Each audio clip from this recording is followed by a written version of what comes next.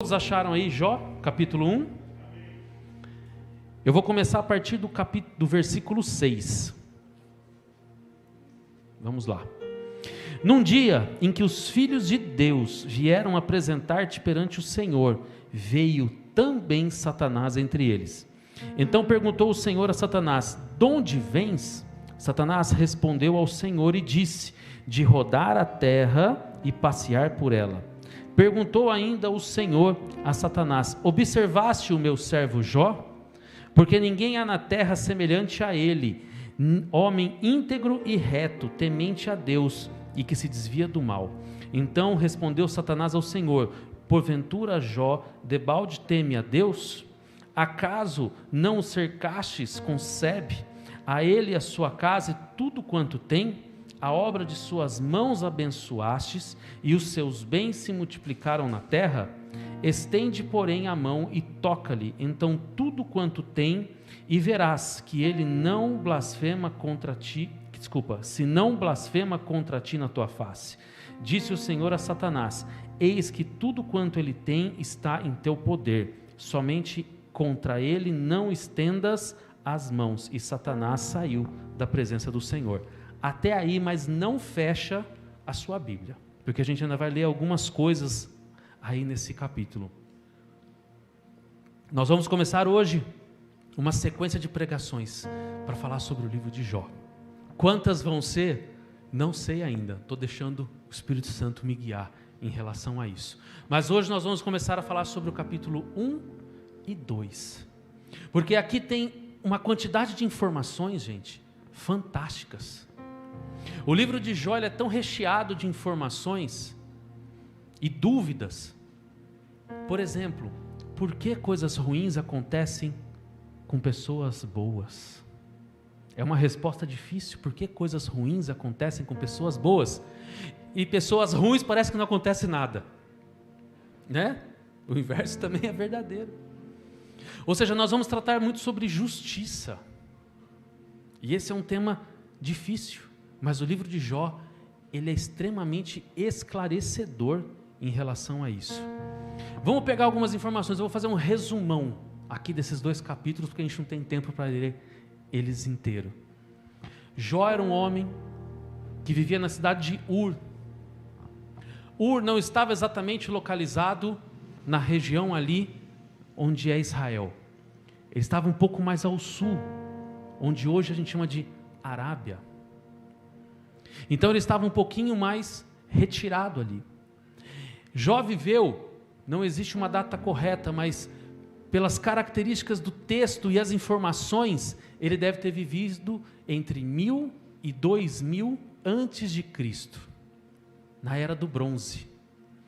Ele vivendo nessa época, provavelmente ele foi conterrâneo ou da mesma época que Abraão. Só para vocês entenderem mais ou menos quando ele viveu. Então, provavelmente Abraão já estava ali na terra prometida, andando, toda aquela história de Isaac, de Sara, e Jó um pouco mais ao sul, vivendo no mesmo tempo. Então, eles viveram provavelmente na mesma época, a época dos patriarcas. E olha que interessante o que a Bíblia fala. Jó não era apenas um homem rico, ele era o mais rico. Ele não era qualquer um. Ele era simplesmente a pessoa mais rica da sua época. Capa da Forbes. Imagine uma pessoa rica. Mas ele tinha tudo o que o dinheiro podia comprar da época. Tudo. Ele tinha tudo o que o dinheiro podia comprar e tinha tudo o que o dinheiro também não podia comprar. Ele tinha 7 filhos homens. Ele tinha 3 filhas mulheres. Tinha uma esposa. Outro dia a gente conversa sobre essa esposa aí. Ele tinha, eu até anotei alguns números aqui, porque de cabeça não vai. Ele tinha 500 juntas de boi. Juntas de boi é aquela trave que você coloca no pescoço do boi, sabe? Que anda de 2 em 2. Então ele tinha 1000 cabeças de gado. Ele tinha mais uma infinidade de camelos, cordeiros e servos assim a perder de vista. Ou seja, ele era muito rico. Você vê que eles nem falam em unidade monetária, dinheiro, porque não era uma época que existia dinheiro. Ou era ouro, prata, animais e servos. Essa era a linguagem de dinheiro daquela época. Mas o interessante é que ele era o mais rico. Então, nós vamos ver uma história de um ícone da época. De um ícone.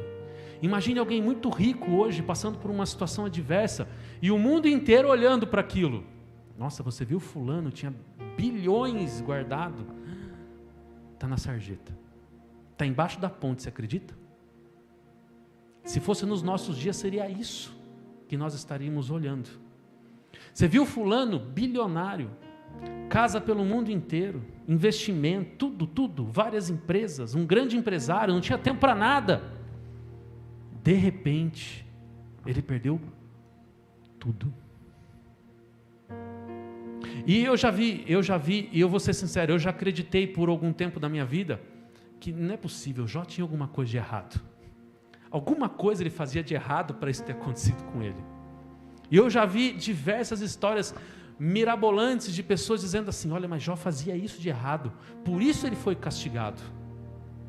E quando eu fui entrar um pouquinho mais na história, eu descobri que ele não poderia ter feito nada de errado, porque se ele tivesse feito alguma coisa de errado, Deus estaria mentindo quando disse assim, vê o meu servo Jó? Ele é irrepreensível. Se Deus está dizendo que o homem era irrepreensível, quem sou eu para querer achar defeito nele? Quem sou eu? Não, eu vou achar um defeitinho em Jó, que eu acho que Deus estava errado. Ou o autor que escreveu, acho que errou aqui. Gente, Jó era irrepreensível. E detalhe, não só ele era rico, mas como os filhos também eram prósperos. A história estava dizendo que os filhos faziam banquetes um na casa dos outros. Cada um tinha uma vez. Então, aquele dia, por exemplo, era o dia do irmão mais velho. Então, todos vinham à casa dele fazendo um banquete. No próximo era no segundo filho. No próximo, no terceiro filho. E assim por diante. E sempre que a fila rodava, começava o banquete na casa de Jó. E Jó era tão temente a Deus,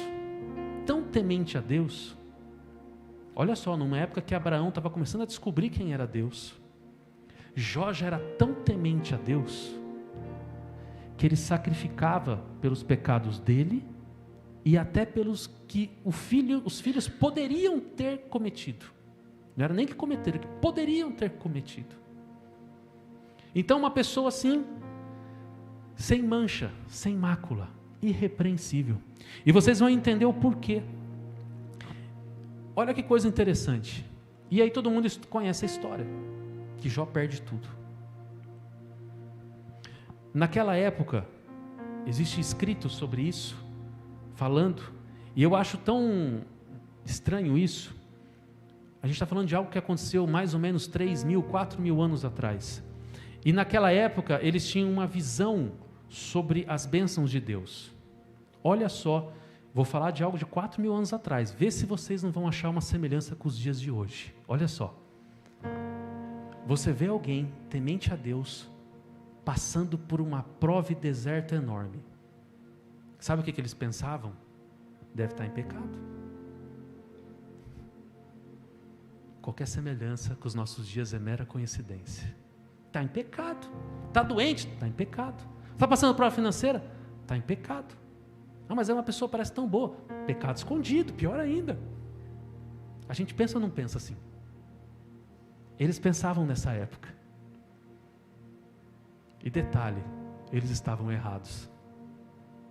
E se nós pensamos assim, gente, 4 milênios depois, nós continuamos errados. Lá para os últimos cultos que nós vamos falar sobre Jó, nós vamos ver o que Deus repreende os amigos de Jó por esse motivo. Mas deixa lá para o final. Se você quer ouvir uma palavra também sobre isso, os discípulos perguntam assim para Jesus, aquele homem é cego por quê? Quem pecou? Ele ou os pais? Nem ele, nem os pais. Mas para que se manifeste a glória do Senhor. A culpa não era da pessoa por ela ser cega, nem dos pais. Jesus também. Você vê que 2000 anos depois, lá na época de Jesus, o povo ainda pensava desse jeito.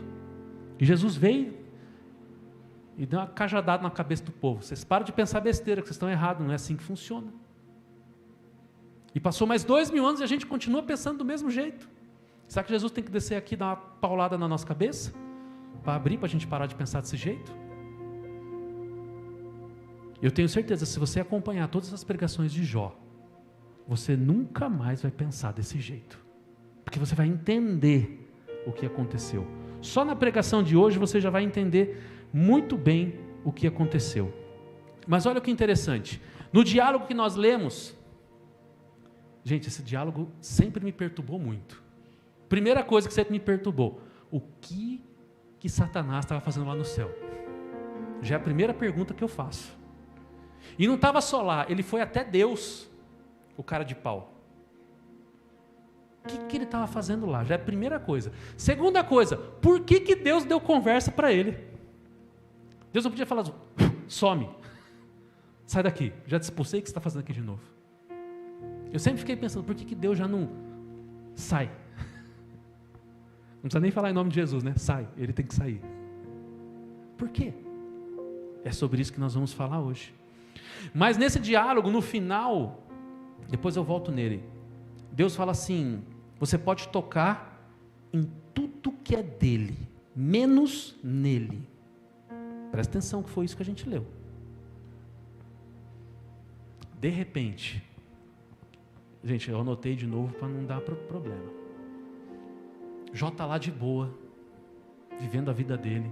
Quando de repente chega esbaforido, correndo um servo dele. Meu Senhor, vieram inimigos e levaram toda a sua criação de bois e gado. Roubaram tudo, não sobrou nada. É como se viesse alguém hoje, o gerente do seu banco te ligasse, olha, eu tenho uma notícia para te dar, infelizmente hackearam a sua conta e levaram todo o seu dinheiro. Todo. Mas não sobrou nem para comer um lanche? Não, tudo. E aquele servo ali, esbaforido, levaram todos os seus gados, e ele, de repente, chega o segundo servo, e fala assim, olha, esbaforido também, eu vim correndo, porque só sobrou eu, caiu fogo do céu, e todas as suas ovelhas foram consumidas. E quando esse segundo servo acabava de falar, chega o terceiro servo também correndo e fala assim, olha, só sobrou eu, mas outros inimigos vieram e levaram todos os seus camelos, e mataram todos os seus servos, só sobrou eu, que vim aqui te contar. Se fosse eu já tinha sentado, caído no chão, duro. E quando esse servo acabou de contar, chegou o quarto servo. Meu senhor, meu senhor, meu senhor, houve um vento muito grande, e esse vento foi justo na hora que os seus filhos estavam reunidos no banquete, e esse vento derrubou a casa, e matou todos os seus filhos, e todos os seus servos, só sobrou eu. Você já imaginou você perder? Quem é pai e mãe aí? Seu filho ou seus filhos, de uma morte trágica, caiu o teto na cabeça deles. Todo o seu dinheiro foi roubado. Seu carro foi levado e você esqueceu, e você lembrou que esqueceu de pagar o seguro. Não vai voltar o dinheiro. Seus cartões foram clonados. Imagine que agora tudo que você tem acabou. Você foi mandado embora por justa causa, não tem nem direito a receber nada. E de repente você se acha na sarjeta. Do luxo ao lixo. E em poucos momentos, você vê que quando um servo acabava de falar, já chegava o outro. Quando aquele acabava de falar, já chegava o outro. E em poucos minutos, você descobre que você que era muito rico e de repente você não tem nada. Sobraram 4 servos e a sua esposa, no caso ali, a esposa dele. Tudo que você tinha acabou. Eu olho para esse texto e eu vejo que quando Deus dá autoridade para Satanás, porque ali Deus falou, pode tocar em tudo, menos na vida dele. Satanás faz cair fogo do céu. Satanás faz ventar, faz chover, ele faz o que for necessário. Satanás faz coisas, gente, Satanás ele sempre depende de Deus autorizar, porque sozinho ele não pode fazer nada. Então, primeira coisa, ele não é todo poderoso. Ele tem lá sim o seu poder, mas ele não é o todo poderoso. Não coloque Satanás numa posição do qual ele não está. E isso é o mal de muitos de nós. Nós colocamos Satanás muito lá em cima, e na verdade ele não está tão lá em cima assim. Ele tem sim poder, mas ele não é o todo poderoso. Ele não está acima de Deus, mas ele tem força. Quantas vezes eu e minha esposa, a gente tem um escritório de arquitetura, às vezes a gente ali correndo com prazo para entregar projeto, a gente tem outros arquitetos aqui vão entender, projeto e não sei o que, imagem, e eles sabem que muitas vezes quando a gente mexe com imagem é coisa pesada, o computador fica lá pensando, e o negócio vai, e a gente fala assim, meu Deus do céu, esse computador não anda, mas era para andar, porque o computador é bom, por que esse negócio não anda? E já está atrasado, e o prazo rolando. Eu falo, deve ser o capeta, para tirar a paz da gente. Vamos orar? Vamos, ora. Senhor, em nome de Jesus, tira o capeta desse computador. O bichinho volta a rodar. Estou falando coisa que eu já vi, que eu já passei. Verdade. E carro, então? Gente, sempre que acender uma luz diferente no painel do seu carro, quando acende uma luz, você já dá medo, né? Fala, já preju, vai gastar dinheiro. Primeira coisa que você faz, Senhor, em nome de Jesus, conserte esse carro. Eu já vi a luz apagar na hora. Eu já vi, ninguém me contou. Faça esse teste. Se não der, você manda para o mecânico mesmo, mas faz o teste. Vai que rola. Fé, oração. Então ele perdeu ali tudo. E naquele momento, se coloque no lugar de Jó. Hoje eu vim para contar a história. Se coloque no lugar de Jó e imagine tudo que você tem e que nesse momento você perdeu. Tudo. Imagine o seu desespero. Qual seria a sua reação? Chorar? Tudo bem, ele deve ter chorado também. Se desesperado? Falar, Deus, cadê você que me abandonou? Vamos ver o que ele fez? Se você tiver com a Bíblia aberta ainda, vamos ler os versículos 20 e 21. 20, 21 e 22. Olha só. Então Jó se levantou, rasgou o seu manto, rapou a cabeça e lançou-se em terra e o adorou. Ou seja, ele chorou, esperneou, teve um chilique, mas no final ele adorou a Deus. E aí continua o texto. E disse, nu saí do ventre da minha mãe e nu voltarei. O Senhor o deu e o Senhor tomou. Bendito seja o nome do Senhor.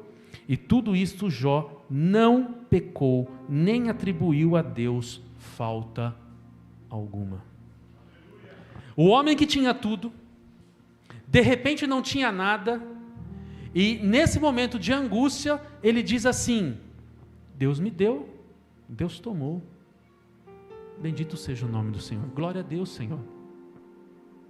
Você vê que ele era tão irrepreensível, como Deus disse, que até no momento da tribulação, a palavra diz que ele não pecou, porque ele não atribuiu a Deus aquele mal.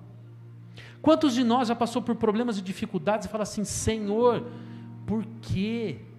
O que o Senhor está fazendo? O Senhor esqueceu de mim. E muitas vezes a gente começa, em nossas palavras e pensamentos, a atribuir o mal da nossa vida a Deus. Aqui diz que Jó não fez isso, e por isso ele não pecou.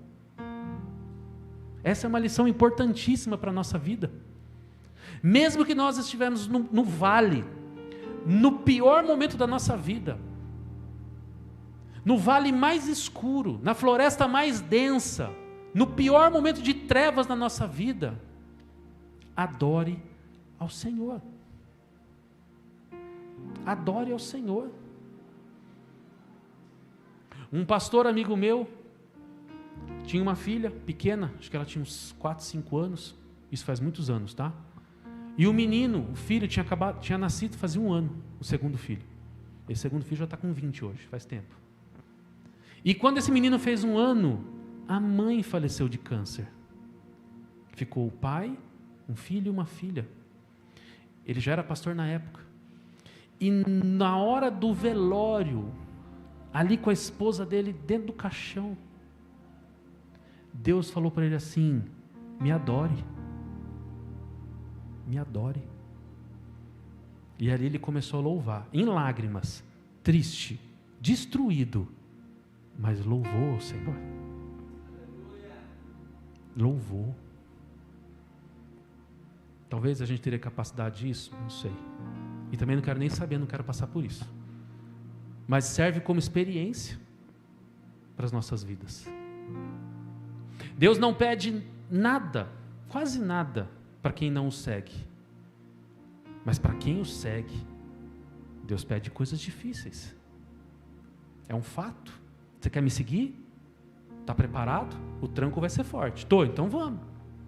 Ah, você não quer me seguir? Então fica aí, o problema é seu. Quem não quer, Deus não pede nada. Mas se você quiser, Deus pede coisas difíceis sim.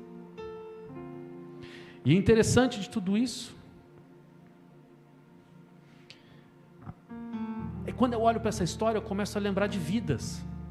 Às vezes da minha vida, e às vezes de vida de outras pessoas que a gente conhece. Sabe, pessoas que Deus tem um chamado, pessoas que Deus quer ter um encontro, pessoas que chegaram às vezes hoje na igreja, se converteram, estão naquele primeiro amor, aquele momento maravilhoso de entrega a Deus, e de repente você começa a ver as portas financeiras daquelas pessoas se fechando. Quem já viu isso? Ou quem já passou por isso? Muita gente. E eu já vi isso diversas vezes. E isso aconteceu comigo, inclusive. Então eu posso falar por experiência própria. Quando eu resolvi cair de cabeça em Jesus e me entregar, sobrou nada. Nada do que era meu, que estava na minha posse, sobrou. Nem o carro ficou. Ficou nada. Sabe o que é nada? Vezes nada. Do que estava dentro da minha posse, do meu uso. E eu vejo isso aqui. Muitas vezes você pergunta: por que eu estou passando por prova financeira? Será que não é Deus te chamando? E pior, às vezes, já cansei de ver isso é tão triste. Só que você vai falar para a pessoa só falta te dar uma pedrada na cabeça. Viu, você está passando por dificuldade? Será que não é Deus te chamando para você ter algo a mais com Ele? E o povo fica bravo quando você fala isso, fica revoltado. # chateado.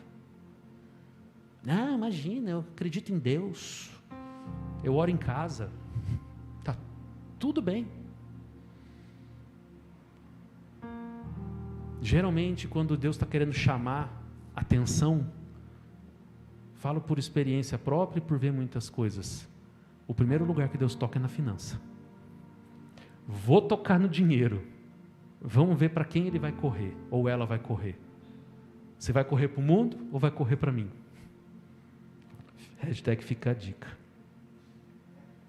E o interessante é que mesmo com tudo isso, Jó não mudou de posição. Vocês conseguem ver isso no texto? Mesmo com todas as provas, Jó não mudou. Até esse momento, ele se manteve íntegro, irrepreensível, triste, porque ele é humano, mas ele se manteve íntegro. Então, aqui é uma lição importantíssima para a nossa vida, que você possa guardar isso, levar. Se você levar isso do culto hoje, já está valendo. Nem que você passe pelas maiores provas da sua vida, você não tem que arredar um passo sequer para longe de Jesus. Mas nem 1 centímetro você vai para trás. Continue sendo quem você é na presença de Deus. Mas eu perdi a casa, eu perdi o dinheiro, eu perdi o emprego, eu perdi o carro, eu perdi a paz, eu perdi o casamento, eu perdi tudo. Não recue nem 1 centímetro. Continue sendo quem você é na presença do Senhor. Porque se você for para trás, além de pecar, você está indo para longe da única pessoa que pode te ajudar. Se Jó tivesse ido para trás, gente, talvez o mundo nem seria como ele é hoje. E até o final dessa série vocês vão descobrir o porquê. Não perca até o final. Nem um domingo. Jó não foi 1 centímetro para trás. Mesmo com todos os sentimentos, todas as aflições, ele não foi. Mais para frente, ao longo do livro, em alguns momentos ele vai querer indagar a Deus. Ele toma uma pancada de Deus que ele fica quietinho na dele. Mas isso deixa para outro dia também. Mas ele se manteve irrepreensível. E o interessante, se você tiver com o Jó aberto aí ainda, vai lá no capítulo 2, na próxima página, do versículo 1. Você quer ver algo que me deixa mais indignado que Satanás ir lá e falar com Deus? Ele ir lá e falar de novo. Olha só, capítulo 2.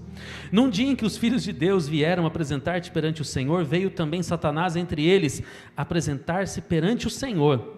Então o Senhor disse a Satanás: de onde vem? Respondeu Satanás ao Senhor e disse: de rodear a terra e passear por ela. Perguntou o Senhor a Satanás: observaste o meu servo Jó? Porque ninguém há na terra semelhante a ele, homem íntegro e reto, temente a Deus, e que se desvia do mal. Jó já estava tudo daquele jeito que a gente estava conversando nesse aqui, tá? Ele conserva a sua integridade, embora me inclinasse contra ele, mas para o consumir sem causa. Então Satanás responde ao Senhor: pele por pele, e tudo quanto o homem tem dará a sua vida. Estende, porém, a mão e toca-lhe os ossos e na carne, e verás que ele blasfemará na tua face. Disse o Senhor a Satanás: eis que ele está em teu poder, mas poupa-lhe a vida. Então saiu Satanás da presença do Senhor e feriu a Jó de tumores malignos, desde a planta do pé até o alto da cabeça. Jó, sentado em cinzas, tomava um caco para ele se raspar. Já não basta perder a família, já não basta perder o dinheiro, já não basta perder tudo que você tem, e você ainda fica doente. Mas não é uma doençazinha não, ele ficou de ferida do dedão do pé até a ponta da cabeça, ferida, tumores malignos, olha o que a palavra fala. Tem gente que tem uma pontinha de tumor de pele aqui, já uma dor de cabeça, em algum lugar na mão, às vezes dá no rosto. Você imagina você com o corpo inteiro. E era tão feio, tão dolorido, que ele raspava com um caco de telhas feridas. Acho que devia ter pus, sei lá o que tinha, que ele ia raspando aquilo, aquela infecção. Metade de nós já tinha desistido. Vou largar tudo esse negócio aí. Metade de nós já tinha desistido de tudo isso.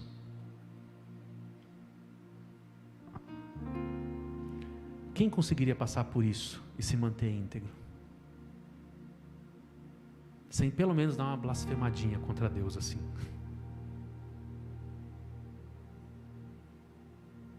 Não é fácil não. Não é fácil. Tudo, ele perdeu tudo. E o interessante é que são 2 estágios. Deus vem e fala que Jó é o cara. Satanás vem e fala assim: ele só é o cara porque você abençoa ele. Deixa eu tirar os bens dele que ele não vai ser mais. Satanás foi lá e tirou tudo. Jó continuou sendo o cara. Satanás foi cara de pau, foi lá de novo e falou assim: pele por pele, deixa eu tocar na saúde dele e você vai ver que ele vai te blasfemar. Deus falou: vai lá e toca. Ele não vai blasfemar.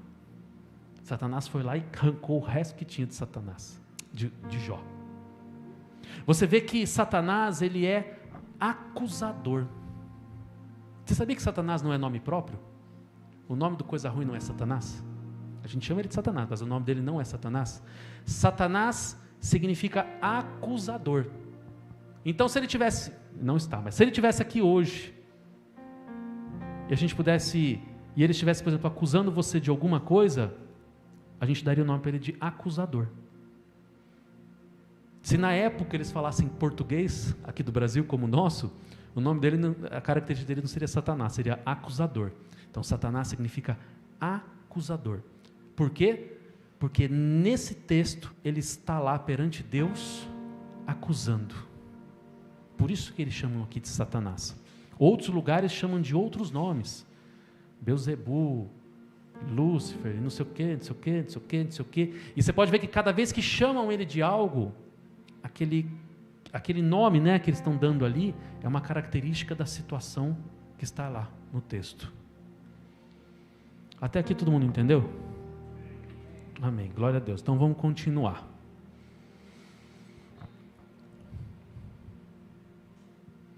Agora eu quero falar especificamente sobre esses dois diálogos entre Deus e Satanás. Porque é uma coisa meio incompreensível, pelo menos na minha cabeça é. Os grandes estudiosos, quando dizem que o livro de Jó talvez seja um dos livros mais difíceis de traduzir de uma língua para outra, porque ele é um livro recheado de ironia nas palavras. E a ironia, se você não estiver muito ligado no que você está escrevendo ou no que você está na conversa, você não pega a ironia das coisas. É difícil pegar. É igual alguém fala alguma coisa irônica, se você não estiver esperto, você não pega a conversa. E o livro de Jó, ele tem algumas ironias, e é difícil pegar. Mas olha que interessante aqui. Quando nós olhamos esse texto, vê se você concorda comigo. Não parece que a gente é uma marionete entre Deus e Satanás? Não parece que a gente é um peão ali do jogo de xadrez? Joga para cá, joga para lá, joga para cá, joga para lá. Um bate daqui, outro bate de lá. Eu tinha essa impressão, até começar a entender melhor sobre isso. Eu vou te dizer, nós não somos um capricho, ou uma peça de manobra entre o bem e o mal. E vocês vão entender hoje o porquê. Olha que interessante nesse texto. Não precisa abrir não, mas eu vou ler de novo. Lá no capítulo 1. Num dia em que os filhos de Deus vieram apresentar-te perante o Senhor, veio também Satanás entre eles. Os filhos de Deus aqui são anjos. Então Satanás veio perante eles para se apresentar. Para quê? Essa é a primeira pergunta. Para dar satisfação de algo. Era como uma reunião, vamos pensar numa reunião de negócios, onde o dono da empresa chama as pessoas, eu quero o seu relatório, eu quero o seu relatório, eu quero o seu relatório, porque eu quero entender o que está acontecendo. Vamos pensar dessa maneira que fica mais fácil da gente entender. E ali Satanás se apresenta. Mas olha que interessante, vamos mudar de Satanás para acusador? E ali naquela reunião de negócios, o acusador se apresenta junto. E aí olha o que o texto fala. Então perguntou o Senhor a Satanás, de onde vem? Satanás responde ao Senhor e disse, de rodear a terra e passear por ela.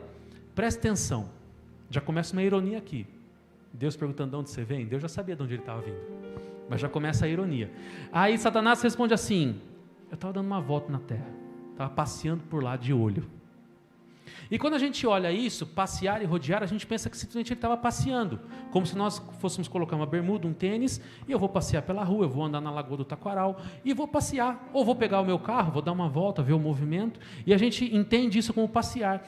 Mas esse passear não significa isso, porque olha só, o mesmo termo que é usado aqui, é usado quando Deus passeava pelo próprio jardim do Éden, todos os dias, e é o mesmo termo usado quando Davi andava pelo seu palácio, passeava pelo seu palácio,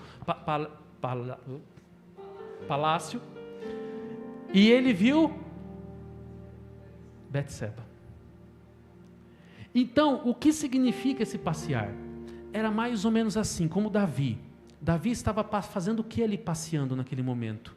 Ele estava de olho no reino dele e no palácio dele, para ver se estava tudo em ordem, se não tinha rebelião, se os soldados estavam a postos, se tudo estava funcionando direitinho. É a mesma coisa que um dono da empresa sai da sala dele e passa ali pelo RH, pelo administrativo, pela linha de produção, para ver se todo mundo está trabalhando certinho. Então não é só passear, é ficar de olho no que está acontecendo, no que pertence a ele. Como assim? Satanás estava passeando na terra de olho, porque a terra estava sobre a posse dele. Pastor, que coisa horrorosa que você está falando, Satanás é dono da terra? Quase isso. Presta atenção. Deus fez a terra e tudo que está aqui, e disse para Adão, Adão, é teu, domina. Adão tinha a posse de tudo. ele era o representante, o cabeça da raça humana. Mas quando ele caiu pela mentira de Satanás, essa posse, essa escritura veio para a mão de Satanás. Então, pelo erro de Adão, Satanás tomou posse do mundo. Você quer ver? O Novo Testamento diz assim, que no mundo jaz o maligno. Ou seja, ele tem poder. Uma outra passagem, outro diálogo muito doido, difícil de entender. Jesus, no final ali do seu jejum dos 40 dias, Satanás cata ele, leva para a parte alta ali do templo e diz assim, está vendo toda a terra?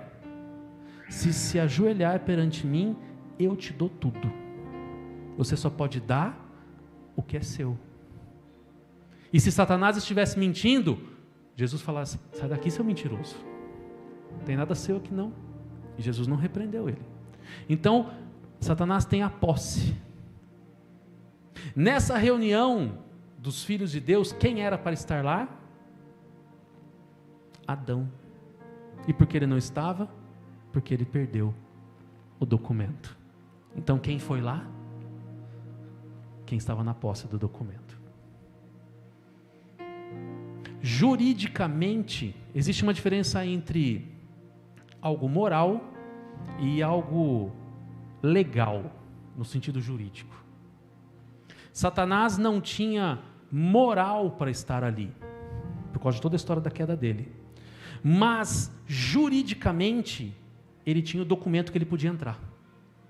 É mais ou menos assim. Vamos supor que eu dou uma procuração para alguém, em meu nome, dando plenos poderes de todos os meus bens.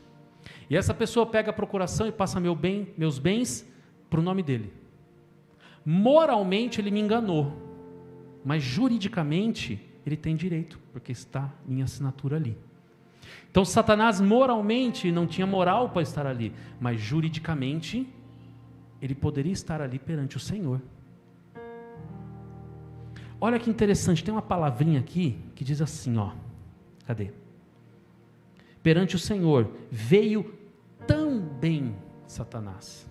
Essa é outra ironia. Vou dar um exemplo. Vamos imaginar que você tem um sócio. E esse sócio, bom, talvez você nunca tenha uma empresa. Vamos imaginar que você tem um sócio ou você seja casado, certo? E aí, por algum motivo, essa pessoa que você é casado te rouba, te fere, te ofende, mente e vai embora. E te deixa ali naquele estado. Passado um tempo, você se reergue e você reconstrói de novo a sua vida e você vai casar. E no dia da festa do seu casamento, você casa, tudo bonitinho, aí chega alguém para você no outro dia e pergunta assim, como foi a festa? Foi uma bênção. Quem foi? Foi o fulano, foi o ciclano. E você não acredita quem também apareceu lá. O ex. Esse também é uma ironia. Todos os anjos responsáveis estavam. Você acredita que Satanás veio também? É uma ironia do texto. Vocês vão entender onde eu quero chegar. Olha que interessante. Satanás, então, era um penetra naquele evento. Uma pessoa indesejada naquele evento. Mas olha a cara de pau dele.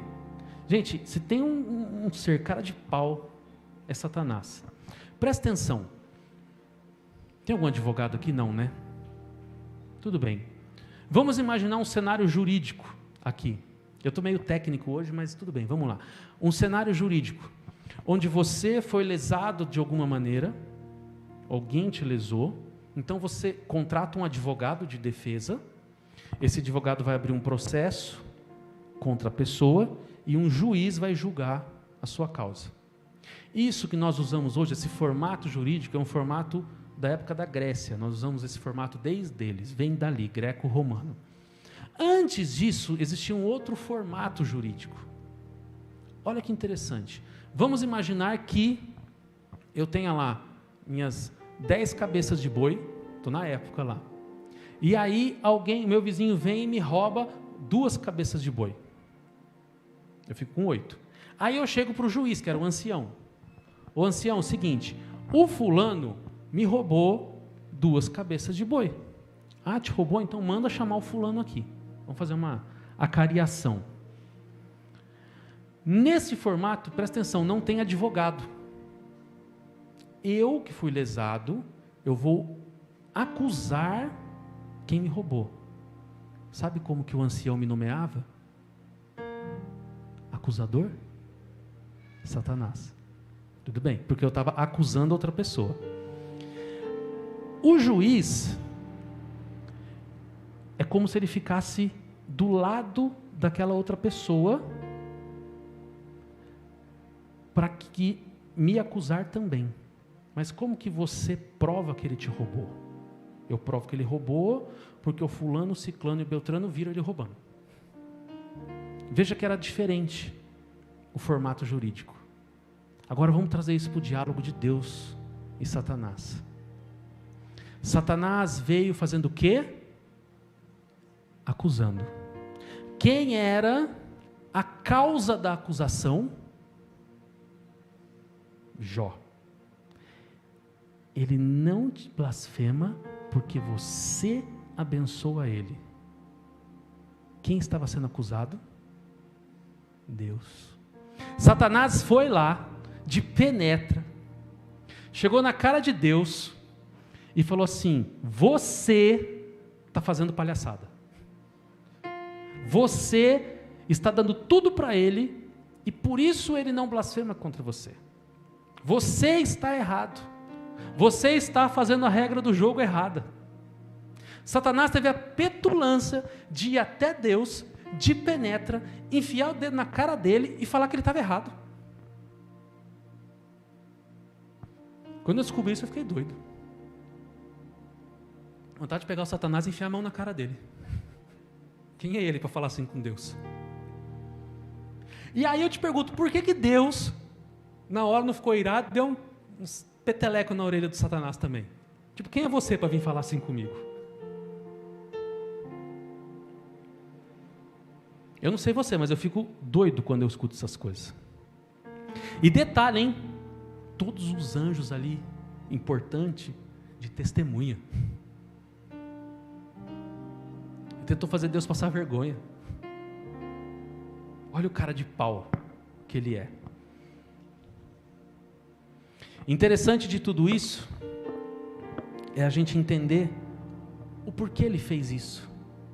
O porquê Deus não deu um peteleco na orelha dele e tirou ele dali. Porque, primeiro, juridicamente ele podia estar ali. Mas olha que interessante. Eu vou deixar isso para o final. Não, vou deixar isso para o final. Não vou contar surpresa agora. Presta atenção. Foi justo ou injusto o que Jó passou? Injusto. Ele não fez nada para merecer aquilo, então foi algo injusto. Pensa da seguinte maneira então, que lição isso me traz? Que aqui nesse mundo, aqui, não existe justiça. Não tem justiça nesse mundo. Esse mundo ele é injusto. Ponto. Porque o homem mais rico, mais íntegro, passou por tudo isso, e a gente que é pecador e vive errando todos os dias. Então, a justiça plena de Deus não existe nessa terra. Não por enquanto. Depois que Jesus voltar é outra história. Mas até então, não existe justiça. A justiça dos homens, então, não vou nem falar. Um capítulo à parte da história. Então não existe uma justiça plena nesse mundo. Nós precisamos, independente da justiça ou da injustiça que acontece com a nossa vida, nós precisamos nos manter como Jó. Porque ele foi muito injustiçado. Ele se manteve íntegro. E nós, quando em algum momento, se você não foi, provavelmente foi, mas que você ainda será injustiçado nessa vida, você precisa se manter íntegro da mesma maneira. O que nós percebemos ali é, de um lado, o mal e do outro lado, o bem. E nós chamamos isso de o grande conflito. O conflito entre o bem e o mal. E nós estamos ali bem no meio desse conflito. Onde Deus chama cada um de nós para entrar no reino dele e viver pelas regras do reino dele, mas ainda vivendo dentro do governo de Satanás desse mundo. Então nós estamos ali no meio do cabo de guerra, um puxa para lá, outro puxa para cá, um puxa para lá e outro puxa para cá. E às vezes a gente se pergunta assim, mas por que Deus permite coisas ruins para pessoas boas? Por que Deus permite a fome? Por que Deus permite que pessoas nasçam mais privilegiadas do que as outras em todos os sentidos? Por que Deus permite que alguém nasça num país de primeiro mundo e viva o melhor uma vida inteira, e outras pessoas nasçam numa pobreza extrema e nunca saia daquela pobreza? Por que Deus permite esse tipo de coisa? Se essas perguntas não rodeiam a sua cabeça, tem algo errado. Comece a repensar, porque geralmente essa pergunta está em todos. E essa pergunta, muitas vezes, pessoas nos fazem para confrontar. Aonde está o teu Deus quando uma criança nasce na África e passa fome, morre de fome? Aonde está o teu Deus quando uma criança fica doente, às vezes de uma doença terminal, e morre no começo da vida? E as pessoas nos apontam o dedo e chamam a gente de louco, porque a gente acredita num Deus que permite esse tipo de coisa. É ou não é? E o interessante de tudo isso, presta atenção, existem coisas na justiça e coisas que muitas vezes fogem ao nosso entendimento, porque nós fomos salvos através de Cristo Jesus e da cruz, mas a opção de viver uma vida em santidade é nossa.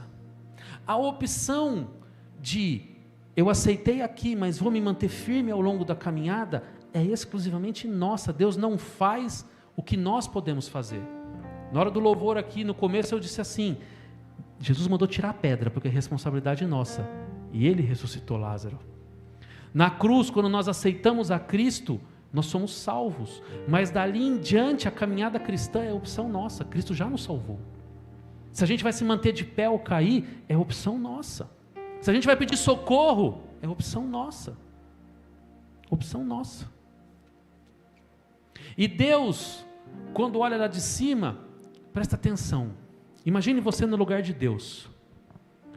Se eu pegar a vida do fulano ou da ciclana e der tudo, e todos os problemas que ele tiver, eu blindar ele e nada chegar, essa pessoa nunca vai ter noção do que é o mal. Ela nunca vai ter necessidade de pedir e se achegar a Deus. Se eu fizer tudo e der tudo. Agora vamos para o outro lado, imagine você como Deus. Você olha o fulano, a ciclana, cruza os braços e fala, não vou fazer nada, deixa se arrebentar. Essa pessoa fica tão dura de coração, que ela não consegue nem acreditar que Deus existe. Qual é a balança, qual é o equilíbrio dessa balança que Deus tem que fazer? Eu tenho que abençoar, mas eu também não posso poupar do sofrimento, porque senão eu crio uma pessoa que não sabe nada da vida, que vive numa bolha. Nós jamais teríamos a capacidade de julgar o quanto eu ajudo e o quanto não ajudo. Deus tem essa capacidade, porque Ele sabe todas as coisas. Então, quando às vezes o mal chega à nossa vida, nós temos que entender que Deus deixou, porque Ele não podia poupar aquilo, porque aquilo vai servir para algo produtivo na nossa vida, vai servir para a gente crescer e amadurecer. Porque se Ele tivesse simplesmente, vem cá, e esse mal não tivesse chegado à sua vida, você ia continuar aquela criancinha de colo indefesa, que qualquer vento derruba. Mas Deus não chamou para ser essa criancinha de colo mimada, que qualquer coisa faz birrinha, mimimi. Deus nos chamou para ser guerreiros, exército, E para você ser um bom guerreiro, você tem que apanhar muito na vida. Tomar muita pancada na vida para você ficar, firme. Entenderam o conflito do grande conflito? Como Deus age? O quanto Ele ajuda e o quanto Ele não ajuda? Eu vejo algo maravilhoso nessa história. Eu só vejo coisas boas nessa história. Se Deus está me ajudando, obrigado, Senhor. Se Deus deixa a prova vir, obrigado, Senhor. Deus me deu, Deus tomou. Bendito seja o nome do Senhor. Porque aquilo vai me tornar mais forte do que eu fui, do que eu era. Começaram a entender o porquê das provas? O porquê das coisas? Deus planeja o mal? De maneira nenhuma. Mas esse mundo ainda está na posse do maligno.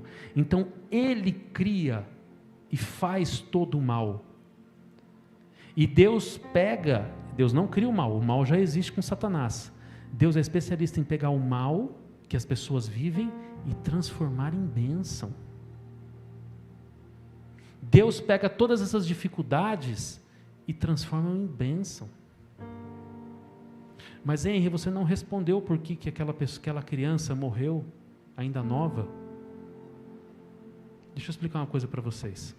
Se aquela criança morreu ainda nova, não fique chocado com o que eu vou falar. Glória a Deus, porque ela está no céu. E a gente? Será que a gente vai para lá? É a dura realidade. A criança que morreu, a gente tem certeza que está lá. A gente, nós, não temos. Aquela criança que nasceu na África morrendo, e passou fome, e morreu de fome. Deus não planejou a fome. Mas já que ela existiu, o que Deus fez? Vem para mim. Você vai para um lugar onde nunca mais você vai ter fome.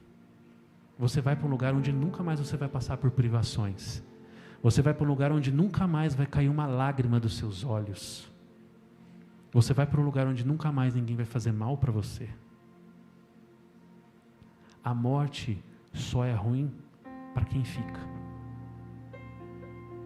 Quem fica sofre. Quem vai para o céu, obviamente, é a melhor coisa que poderia ter acontecido. A gente fala sobre a morte dentro da nossa ótica, mas a gente não olha a morte dentro da ótica de Deus.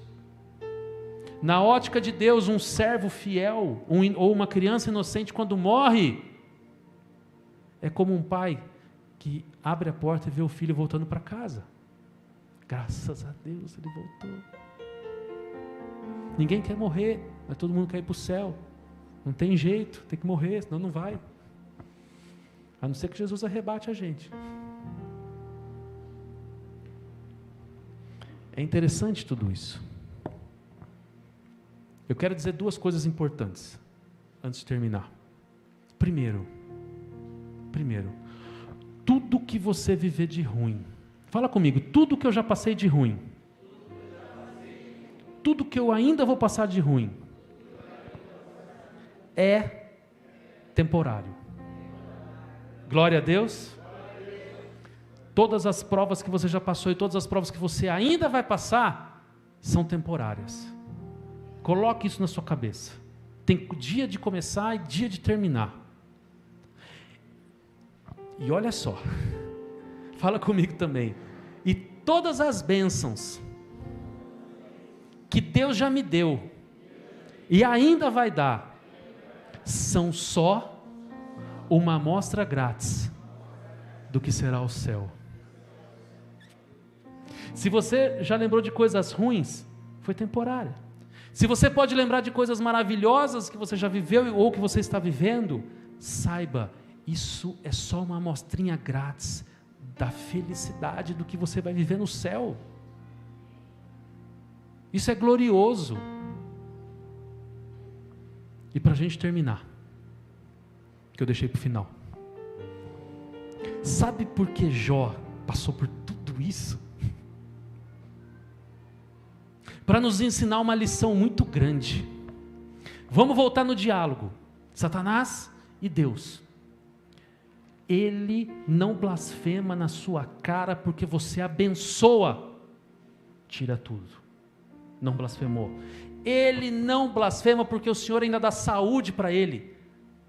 Pode arrebentar. Sabe por que esse diálogo começou?